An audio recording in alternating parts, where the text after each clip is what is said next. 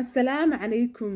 daawade sheekadeena maanta waxa ay ku saabsan tahay saddexdii wiil iyo hooyadood islaantani waxa ay dhashay saddexdan wiil waxayna ahayd mid aabahood iyagoo yaryar u dhintay iyada ayaa soo korsatay waxayna ahaayeen saddex wiil oo edeb badan dadka magaaladuna ay ku sheegaysan jireen akhlaaqdooda ka ugu weyn waxa uu ka shaqayn jiray dukaanka labaad waxa uu ka shaqayn jiray meel xafiis ah ka saddexaad waxa uu ka shaqayn jiray beer ayuu ka shaqayn jiray odaygan ayaa u yimiday islaantii wiilasha dhashay waxa uuna ku yiri waan ku salaamay waan kaa qaaday ayay ku tiri soo dhawow waxa uu ku yiri waan dhawahay waxaan rabaa maadaama odaygaaga saaxiib ahayn wiilashaada aad u soo tarbiyeysay ee edabta leh inaan ku darsado gabadhayda balse waxa ay tiri waan kugu raacsanahay oo gabadhaada gabadh ka qiimo badan maba helayaan wiilashaydu haddii uu guursado mid ka mid ah balse wiilkii ayaad ku daraysaa ayay tiri waxa uu ugu jawaabay odaygii wiilka aan ku darayo waxaan gaari doonaa sanadka bacdi waana kugu soo laaban doonaa sanadka bacdi waxa uu u tagay mid wiilkii dukaanka ka shaqaynayay waxa uuna ku yiri adeer waxaan rabaa inaad ii sii haysid alaabtan oo ah markaasi raashin waxaana rabaa ilaa intaan ka imanayo inaad agtaada ii sii taalo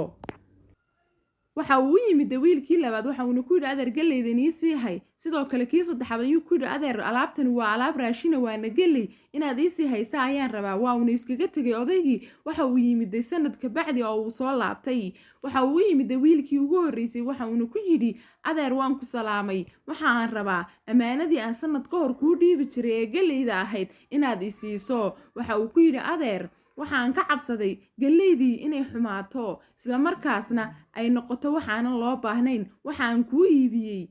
galeydii waxaanan hayaa lacagtii aan ku gaday lacagtii ayaan ku siinayaa lacagtii ayuu u soo saaray waa uuna siiyey odaygii waxa uu ku yidhi waad mahadsan tahay adeer haddii aad alaabtii iibisay waxa uu u yimiday kii labaad ayuu u yimiday waxa uuna ku yidhi adeer waan ku salaamay waxa aan rabaa sanad ka hor galeydii ammaanada ahayd ee aan kuu dhiibtay balse waxa uu ku yiri adeer galeydii waxaan sameeyay maalinkii ciida ayaan kuu sadaqeeyay waxaana siiyay dad masaakiina waxaan rajaynayaa dadkaasi ducadooda inaad heli doontid waxa uu yiri odaygii adeer masaasaad samaysay waa yahay waad mahadsan tahay ayuu ku yiri si fiican ayaad samaysay waanu iskaga yimiday wiilkii saddexaad ayuu u yimiday waxa uuna ku yiri adeer waan ku salaamay waxaan rabaa inaad siisid amaanadii aan sanad ka hor kuu dhiibtay